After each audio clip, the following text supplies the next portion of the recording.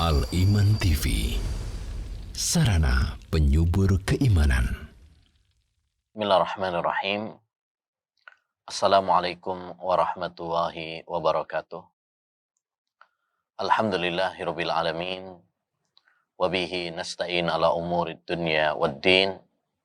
Wassalatu wassalamu ala asyrafil anbiya'i wal mursalin. Nabiyyina Muhammad wa ala alihi wa sahbihi ajma'in.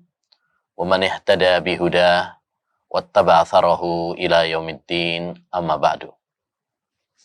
Kaum muslimin wal muslimat, para pemirsa Al-Iman TV yang semoga senantiasa dirahmati dan diberkahi oleh Allah Subhanahu wa taala. Alhamdulillah, jumpa kembali dengan kami di Al-Iman TV setiap hari Rabu pada pembahasan insyaallah taala yaitu hadis-hadis akhlak karya Syekh Abdul Razak bin Abdul Muhsin Al-Abbad Al-Badr hafizahullah ta'ala wa ra'ah. Dan insyaallah ta'ala pada kesempatan pagi ini kita akan membahas tentang bahaya ghibah dan namimah. Kaum muslimin wal muslimat yang semoga dirahmati oleh Allah Subhanahu wa ta'ala. Islam adalah agama yang sangat menjaga kehormatan seorang muslim. Islam melarang menodai, mencabik-cabik kehormatan saudara dengan berbagai cara. Ya, di antaranya adalah dengan melarang, mencela, mengecam perbuatan ghibah, namimah, mencela dan lain sebagainya. Ya, kita bahas terlebih dahulu yaitu tentang masalah ghibah. Apa itu ghibah? Ghibah disebutkan oleh Nabi Shallallahu Alaihi Wasallam dalam hadisnya. Atadruna mal ghibah? Tahukah kalian apa itu ghibah? Qalu Allahu wa rasuluhu a'lam. Allah dan Rasulnya yang lebih tahu. Qala dzikruka akhaka bima yakrah. Kata Nabi Shallallahu Alaihi Wasallam, ghibah itu adalah engkau menyebut saudaramu dengan apa yang dia benci. Yani menyebut aibnya, ya, membicarakan kekurangan-kekurangannya, kejelekan-kejelekannya. Qila afara'aita in kana fi ahima aqul. Lalu ada yang bertanya kepada Rasulullah, bagaimana kalau apa yang aku katakan itu memang benar-benar ada pada saudaraku? Aku nggak bohong. Ya. Qala in kana fihi ma taqul faqad ihtabtahu. Kalau memang ya sesuai dengan apa yang kamu katakan tentang saudaramu itu, ya itulah ghibah. Wa illam yakun fihi faqad bahatta. Kalau memang kamu mengatakan tentang saudaramu apa yang tidak ada pada dirinya, berarti kamu telah menuduhnya, memfitnahnya. Rawahu Muslim. Hadis ini menunjukkan kepada kita satu tentang definisi ghibah. Ghibah adalah kita menyebut, membahas ya kejelekan, kekurangan saudara kita. Hal-hal yang dibenci oleh dia. Ya. Inilah ghibah, dan ini ma'asyiral muslimin banyak sekali terjadi di obrolan-obrolan kita, ya, di media, apalagi kalau ya di televisi, nah, itu acara-acara infotainment dan sebagainya, ya, yang membongkar aib, ya, bahkan dijadikan trending topik, ya, viral, ya, berjam-jam, berhari-hari, bahkan berminggu-minggu yang dibahas itu tentang aib saudara kita. Ya, kalau memang benar itu ghibah namanya. Tidak boleh. Aib seorang muslim harus ditutupi, harus dijaga. Bukan kemudian dibongkar, bukan kemudian disebarkan. Ya, ini. Yang kedua, ma'asyiral muslimin rahimani wa rahimakumullah, bahwa yang namanya ghibah itu adalah membahas aib saudara kita walaupun benar-benar ada. Aib tersebut ada, cuma saudara kita ini nggak suka kalau aibnya tersebut dibahas. Ya, kalau memang tidak ada, maka itu namanya fitnah. Kalau itu namanya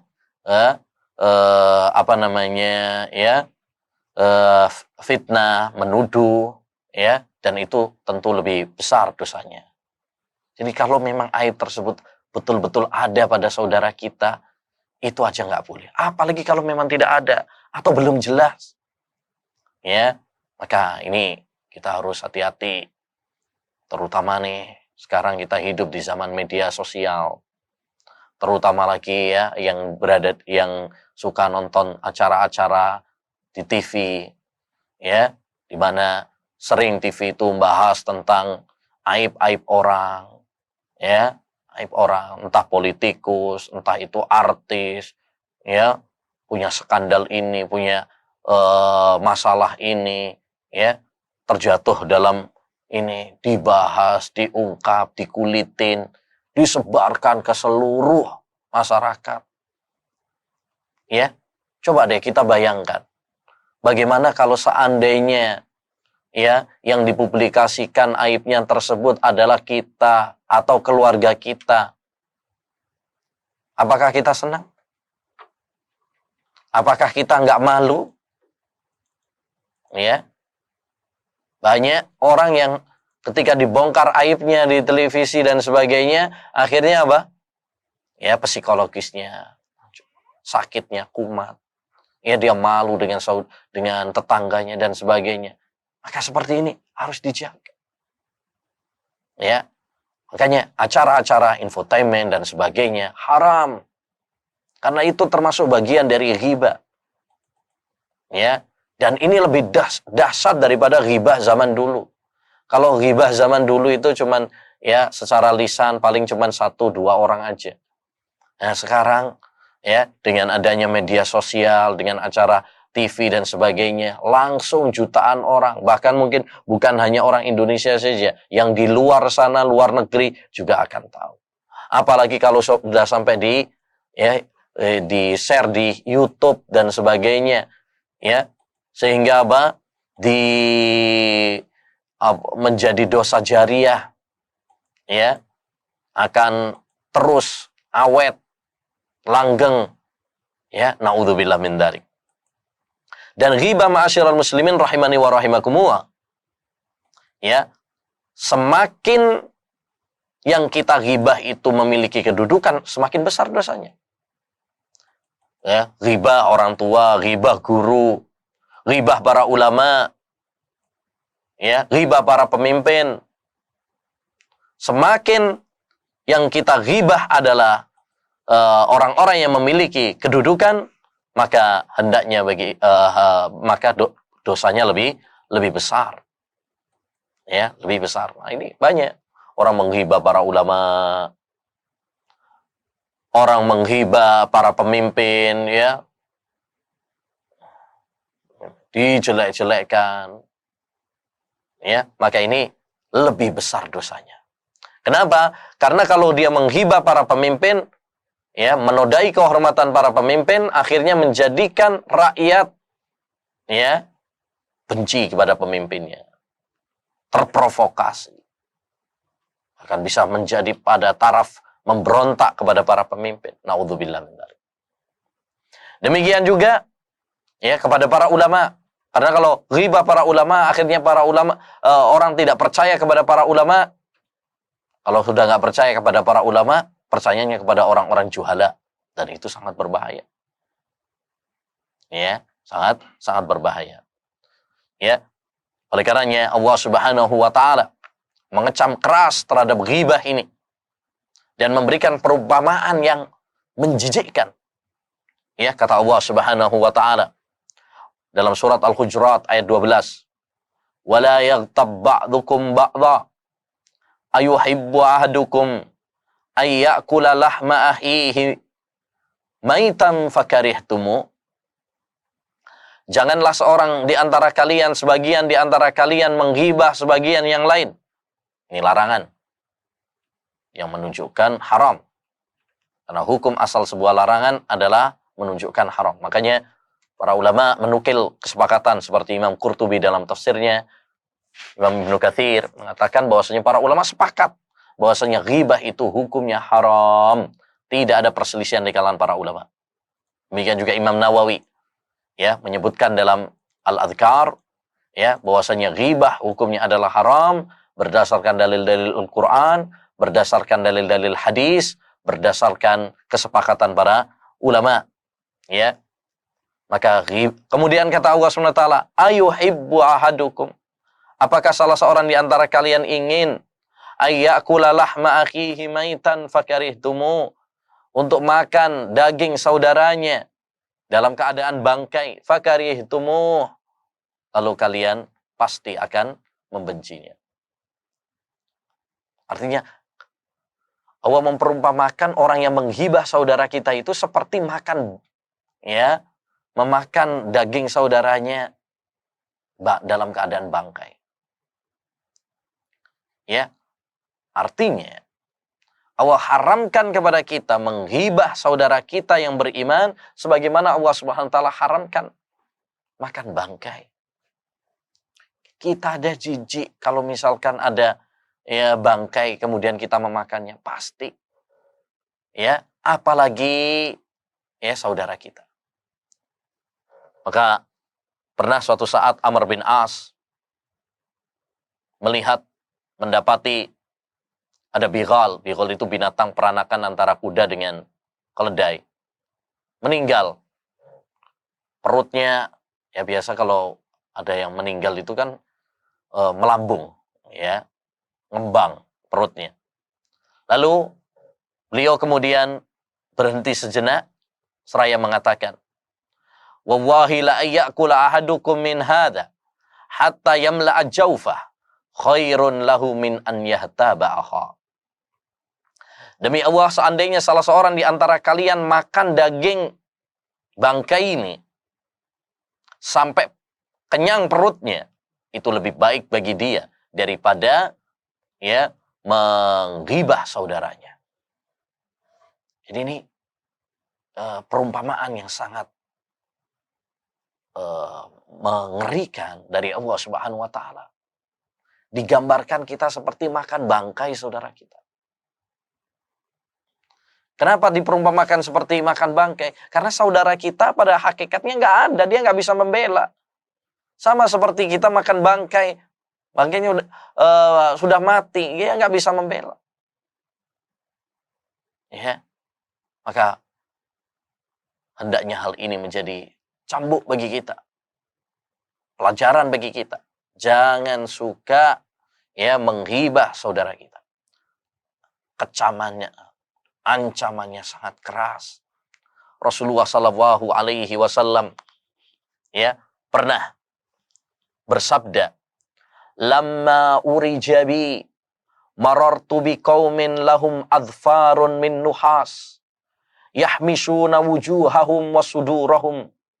Tatkala aku Isra Mi'raj, diangkat oleh Allah Subhanahu wa taala ke langit, aku melewati suatu kaum yang memiliki kuku dari tembaga.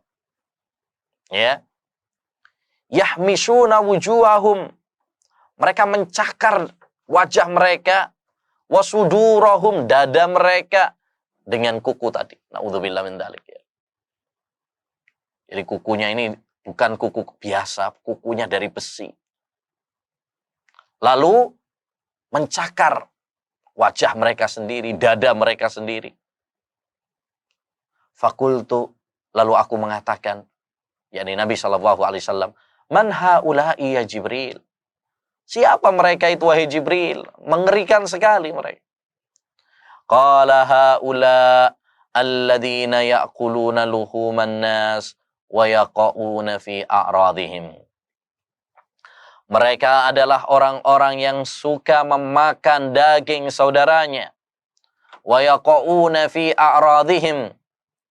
Dan ya suka menodai kehormatan saudara mereka. Nah, ini ancamannya sangat keras. Ya.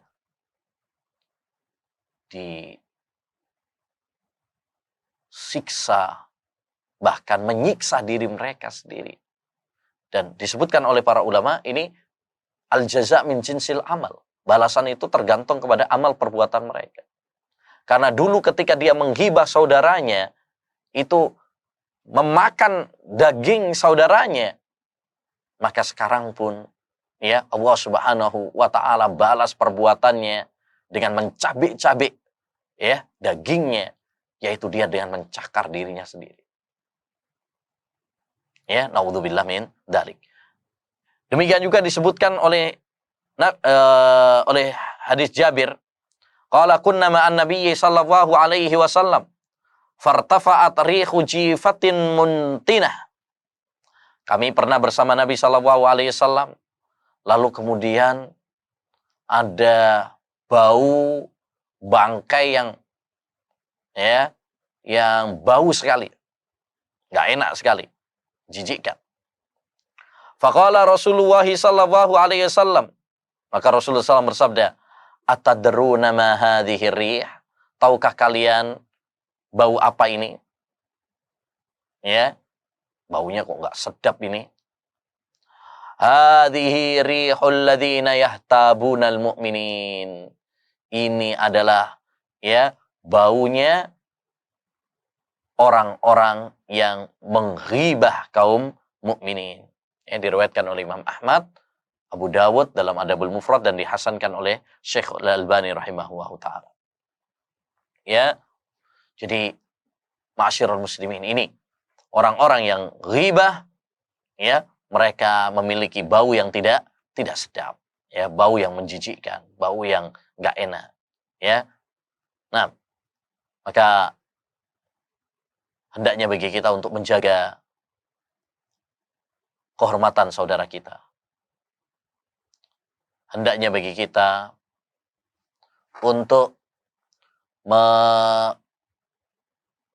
menjaga ya kehormatan saudara kita, hartanya, darahnya, ya, darahnya, hartanya, kehormatannya kita jaga. Jangan kemudian kita malah menodainya, jangan kemudian kita mencabik-cabiknya. Kalau memang ada kesalahan, kita tutupi, bukan kemudian kita sebarkan. Man satara musliman satarahu Allahu fid dunya wal akhirah. Siapa yang menutupi aib saudaranya, maka Allah akan tutup dia aibnya di dunia dan di akhirat. Taib. Kemudian yang kedua adalah namimah. Namimah itu artinya mengadu domba. Ya, mengadu domba antara satu dengan yang lain. Ya, seorang menyampaikan kepada orang yang lain tentang kejelekan-kejelekan saudaranya. Nanti setelah itu dia pergi lagi untuk mengadu domba antara satu dengan yang lain. Misalkan antara si A sama si B. Dia datang kepada A, oh kamu kemarin dibilangin B begini. Ya. Terus datang lagi kepada B, oh kamu kemarin dibilangin sama si A begini. Akhirnya antara A sama B ya saling membenci antara satu dengan yang lain. Dan ini banyak pada zaman kita sekarang, terutama ini media-media massa ya, mengadu domba antara ulama dengan umara, ya, antara rakyat dengan pemerintah,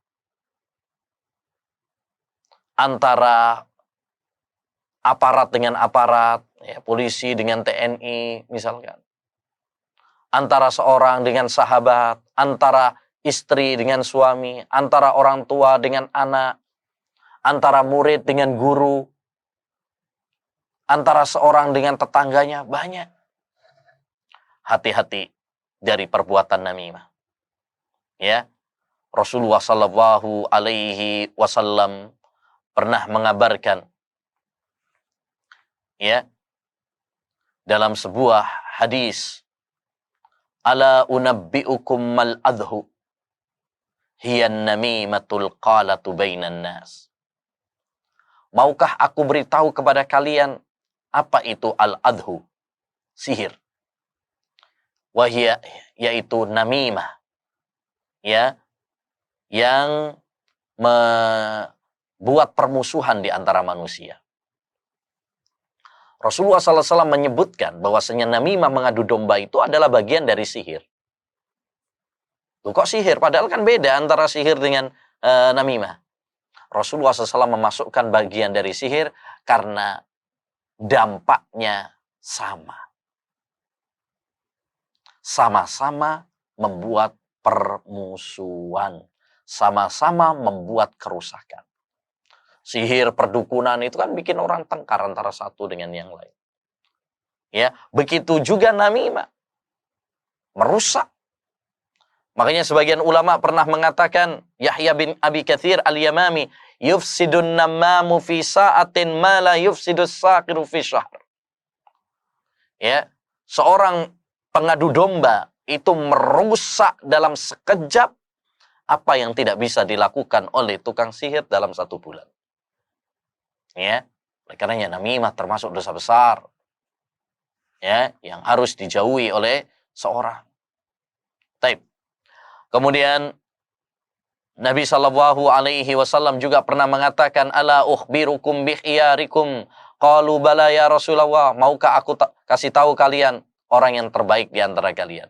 Iya wahai Rasulullah. Qal alladzina idza ru'u dzukirallah, yaitu orang-orang yang kalau dilihat berarti Allah diingat. Summa qala ala ukhbirukum bisyirarikum, maukah aku tunjukkan kepada kalian orang yang paling jelek di antara kalian? Al-masya'una bin namimah, yaitu orang-orang yang berjalan untuk mengadu domba di antara manusia. Al-mufsiduna bainal ahibbah, yang merusak di antara orang-orang tercinta. Ya, kayak ini hati-hati. Ini disebut oleh Nabi SAW sebagai orang-orang yang paling jelek. Kenapa? Karena dia merusak persatuan, merusak persaudaraan, merusak hubungan, keharmonisan. Ya, ini adalah proyek-proyek setan yang ingin agar kita saling bermusuhan antara satu dengan yang lain. Allah Subhanahu wa taala berfirman, "Innama yuridu syaitan an yuqi'a bainakumul adawata wal baghdha fil khamri wal maisir." Sesungguhnya setan itu menginginkan agar kalian saling membenci dan saling memusuhi antara satu dengan yang lain. Maka mari kita jaga persahabatan kita, mari kita jaga persatuan kita. Ya, jangan retak. Jangan berpecah belah hanya ya karena orang-orang yang ingin menyusup, mengadu domba di antara kita. Taib. Demikian juga disebutkan dalam hadis Ibnu Abbas, marra Rasulullah sallallahu ala qabrain faqala innahuma la yu'adzabani wa ma yu'adzabani fi kabir, amma ahaduhuma fakana yamshi bin namimah wa ammal akharu fakana la yastatiru min baulihi. Rasulullah SAW pernah melewati 2 kuburan. Kemudian Nabi mengatakan, sesungguhnya pemilik 2 kubur ini sedang disiksa. Bukan disiksa masalah yang besar, tapi masalah yang ringan. Masalah yang sepele, gampang. Tapi ini bukan berarti bahwasanya namimah itu adalah masalah yang dosa kecil ya, bukan. Ini dosa besar. Tapi maksudnya sebenarnya mudah untuk meninggalkannya. Untuk tidak melakukannya mudah. Tapi manusia terkadang gatel untuk tidak melakukannya. Kata beliau, adapun yang pertama karena dia suka mengadu domba. Adapun yang kedua karena dia tidak perhatian dengan kencingnya. Ya, kencing di mana-mana, sembarangan tempat, enggak cebok, ya. Sehingga kena ke celananya, nyiprat sana sini dan sebagainya. Awas, itu adalah salah satu atau 2 faktor utama seorang itu disiksa di alam kubur. Kita percaya bahwasanya siksa kubur itu ada, dan ini adalah akidah Ahlussunnah wal Jamaah sesuai dengan Al-Qur'an, hadis dan kesepakatan para ulama. bahwa adab kubur itu ada. Faktornya apa? Faktornya adalah dosa yang dilakukan oleh umat manusia. Di antara yang paling sering yang menjadikan manusia disiksa kubur adalah dua ini. Satu karena ghibah, karena namimah, dia suka mengadu domba. Ya, maka hati-hati yang suka mengadu domba, namimah, antara ustadz dengan ustadz diadu domba sekarang. Ya, adu ayam aja nggak boleh, ini ngadu ustadz. Ya, ngadu domba antara rakyat dengan pemerintah, hati-hati, provokator, ini masuk dalam namimah. Ya,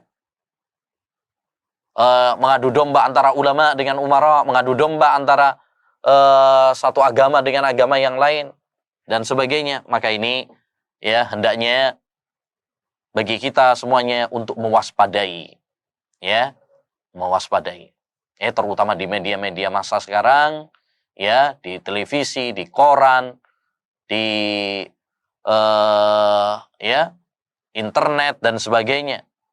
Hendaknya bagi kita semuanya untuk waspada. Ya, untuk waspada. Rasulullah SAW juga pernah bersabda, mengancam, la yadkhulul jannata namam, tidak masuk surga orang yang mengadu domba. Kalau sudah ada ancaman seperti itu, maka itu menunjukkan bahwasanya namimah itu adalah dosa besar. Karena patokan dosa besar adalah dosa ya yang ada ancamannya di dunia dan ada ancamannya di akhirat. Ancamannya di dunia diancam oleh Allah Subhanahu wa taala, ada hukumannya di dunia seperti pencuri dipotong tangannya, zina dirajam, ya, atau dicambuk, ya. Kemudian peminum khamr dicambuk 80 kali dicambukan, kemudian apalagi membunuh di kisos. Nah, ini namanya dosa besar. Atau ada ancamannya di akhirat, seperti misalkan riba, durhaka kepada orang tua, termasuk di sini diancam tidak masuk surga. Itu berarti dosa besar.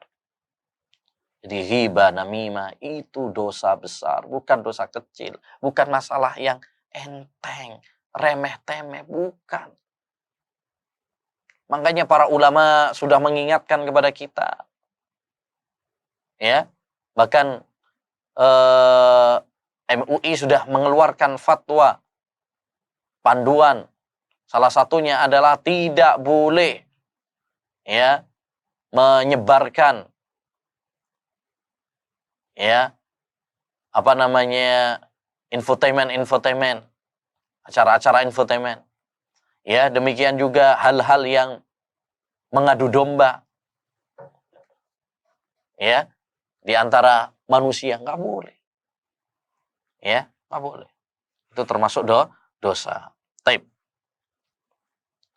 Kemudian ma'asyiral muslimin rahimani wa rahimakumullah, yang dilarang juga adalah suhriyah. Suhriyah itu artinya menjelek-jelekkan, mengejek, merendahkan. Haram. Rasulullah SAW mengatakan, bihasbi mri'in minasyarr an yahkira akhahul muslim. Cukuplah seorang itu dikatakan buruk ya kalau dia merendahkan saudaranya. Baik merendahkan ya mungkin nasabnya, merendahkan hartanya karena dia orang kere misalkan, atau penampilannya, fisiknya, nggak boleh. Karena bisa jadi orang yang kita cela, orang yang kita rendahkan justru lebih mulia di sisi Allah Subhanahu wa taala daripada kita yang merendahkan. Allah Subhanahu wa taala berfirman, ya ayyuhalladzina amanu la yashar qaumun min qaumin asa ayyakunu khairam minhum wala nisa'um min nisa'in asa ayyakunna khairam minhun. Wahai orang-orang yang beriman, janganlah yang laki-laki menjelek-jelekkan yang perempuan. Ya, menjelekkan yang laki-laki karena bisa jadi yang dia jelekkan lebih baik daripada ya yang menjelek-jelekkan. Ya, demikian juga yang perempuan. Bahkan ini sering perempuan misalkan mencela perempuan yang lain karena mungkin fisiknya, ya, dan sebagainya. Nggak boleh. Karena bisa jadi yang dia cela lebih baik di sisi Allah Subhanahu wa Ta'ala. Ya. Nah, betapa banyak orang yang mungkin penampilannya lusuh, kusut, berantakan, tapi hatinya mulia. Di sisi Allah Subhanahu wa Ta'ala dia lebih baik. Dia memiliki amalan-amalan yang rahasia. Jadi kita nggak boleh merendahkan orang. Termasuk karena ya, fisik, ya, nggak boleh. Pernah suatu saat Rasulullah Shallallahu Alaihi Wasallam melihat sahabat Abdullah bin Mas'ud manjat pohon ya, untuk ngambilkan pohon arak ya, untuk siwak untuk Rasulullah Shallallahu Alaihi Wasallam. Beliau itu betisnya kecil. Maka melihat hal itu para sahabat ketawa, ya, menertawakan fisik sahabat Abdullah bin Mas'ud radhiyallahu an. Maka Rasulullah Shallallahu Alaihi Wasallam mengatakan, kenapa kalian tertawa? Sungguh, ya, seandainya betisnya tersebut ditimbang, maka itu akan lebih berat daripada gunung Uhud. Demikian juga Rasulullah SAW pernah ya dalam suatu khutbah, ya,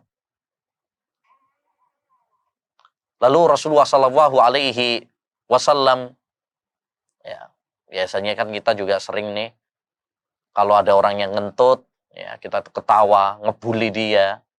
Maka Nabi SAW mengatakan, lima yadhaku ahadukum mimma yaf'al. Kenapa seorang ketawa dari apa yang dia juga melakukannya? Kita juga kentut. Ya. Jadi ini hati-hati dari menjelekkan, membuli saudara kita, merendahkan saudara kita. Nggak boleh. Ya. Bahkan pernah Rasulullah Shallallahu Alaihi Wasallam menegur istrinya. Nah, ini juga ya pelajaran bagi kita sebagai para suami. Ketika misalkan istri atau anak kita cerita menjelek-jelekkan tentang temannya, tentang tetangganya, tentang si fulan dan fulana, maka kewajiban bagi kita membimbing, mengingatkan. Rasulullah Shallallahu Alaihi Wasallam ketika suatu saat Aisyah mengatakan, hasbuka min Sofiyah kada wa kada. Cukuplah darimu buat kamu Sofiyah itu begini dan begini, yakni dalam sebagian riwayat Sofiyah itu pendek. Jadi merendahkan fisiknya Sofiyah. Ya. Maka Nabi Shallallahu Alaihi Wasallam mendengar ucapan Aisyah tersebut mengatakan, laqad qulti kalimatan lau muzijat bima il bahri lamazajathu. Kamu sungguh telah mengatakan suatu kalimat, andaikan itu dicelupkan ke air laut, maka akan merubah air laut. Insya Allah. Aisyah bukan orang yang suka ngerumpi, orang yang suka ngomongin orang, ya. Tapi ya saat itu ini biasanya karena kecemburuan antara para istri, ya. Itu saja sudah dimarahi oleh Rasulullah SAW, ditegur sama Nabi. Walaupun beliau itu cinta kepada Aisyah, tapi kecintaan beliau kepada Aisyah bukan berarti kemudian ya membiarkan saja ya Aisyah. Justru karena cintanya kepada Aisyah, Nabi SAW membimbing, mendidik, menegur tatkala Aisyah keliru. Lihat perkataan Nabi SAW. Ya, cukup seandainya kalimat tersebut dicampurkan, dicelupkan ke air laut, yang kita tahu air laut begitu banyak, maka akan merubahnya. Padahal cuma ngomong itu tok. Bagaimana dengan orang-orang sekarang yang kalimat-kalimatnya begitu pedas, tajam, setajam silet, lebih bahkan. Kemudian diulang-ulang, disebarkan ke banyak orang. Tentu ini lebih dahsyat dosanya. Hati-hati, karena semuanya akan dipertanggungjawabkan di hadapan Allah Subhanahu wa taala. Ya. Apa kita nggak khawatir? Apa kita nggak takut kalau kita nanti menjadi orang-orang yang disebutkan oleh Nabi sebagai orang-orang yang muflis, orang-orang yang bangkrut? Ya. Siapa itu orang-orang yang bangkrut? Yaitu orang yang ketika datang menghadap Allah Subhanahu wa taala nanti besok pada hari kiamat, dia datang membawa pahala sholat, membawa pahala puasa, membawa pahala zakat, tapi di dunia suka mencela ini, memakan harta orang ini, zalim, memukul dan sebagainya. Akhirnya apa? Kebaikan-kebaikannya ditransfer kepada orang-orang yang dia zalimi. Diambil. Kalau belum selesai urusannya, hisab masih belum selesai, maka dosa orang-orang padahal kebaikannya udah habis gitu ya. Udah nggak ada lagi yang bisa ditransfer, saldonya udah habis. Maka apa? Dosa orang-orang yang dia zalimi justru yang ditransfer kepada dia. Ya. Sehingga walaupun dia datang membawa pahala puasa, hilang semuanya, sudah ditransfer kepada orang-orang yang dia zalimi. Ya Allah. Ini kerugian yang sangat luar biasa. Di saat waktu itu, di hari kiamat, kita betul-betul butuh kepada pahala, kasih sayang Allah Subhanahu wa taala. Tapi karena kita zalim, karena kita berbuat zalim kepada orang, menganiaya orang, ghibah, namimah, ya, maka ini menjadi kerugian bagi kita. Maka hati-hati, ma'asyiral muslimin, dari perbuatan zalim. Ya, Rasulullah SAW mengatakan, "Adz-dzulmu dzulumat yaumal qiyamah." Ya, kezaliman itu adalah kegelapan-kegelapan besok pada hari kiamat. Maka sebelum kita meninggal dunia, ya, sebelum Allah mencabut nyawa kita, hendaknya bagi kita untuk bertaubat kepada Allah, menyelesaikan urusan, ya, dengan orang-orang yang kita zalimi, minta maaf. Kalau kita mengambil sesuatu, maka bayarlah. Ya, Rasulullah SAW mengatakan, "Man kanat lahu madlamatun li akhi min irdi aw syai'in falyatahallalhu min ul-yaum." Siapa yang memiliki kezaliman kepada saudaranya, pernah mencela, menodai kehormatannya, hendaknya dia meminta kehalalannya, minta maaf kepadanya di hari ini. Qabla alla yakuna dinarun wala dirham, sebelum tidak bermanfaat lagi dinar dan dirham.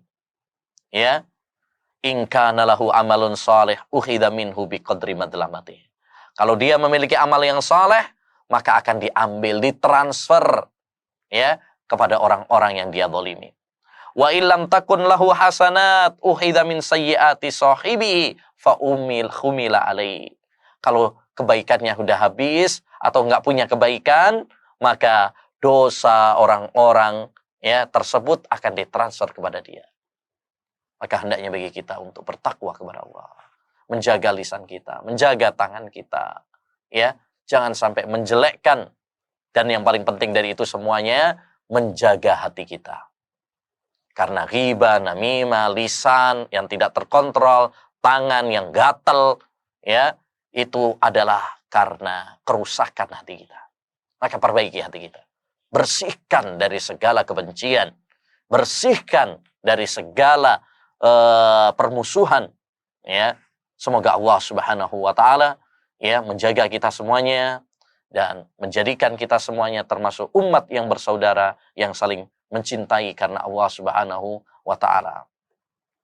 Demikian ma'asyiral muslimin wal muslimat rahimani wa rahimakumullah yang bisa kita bahas pada kesempatan kali ini. Mudah-mudahan ini bisa menjadi nasihat bagi kita semuanya, ya, dalam kehidupan dunia ini, sehingga kita menggapai kebahagiaan di dunia dan di akhirat nanti.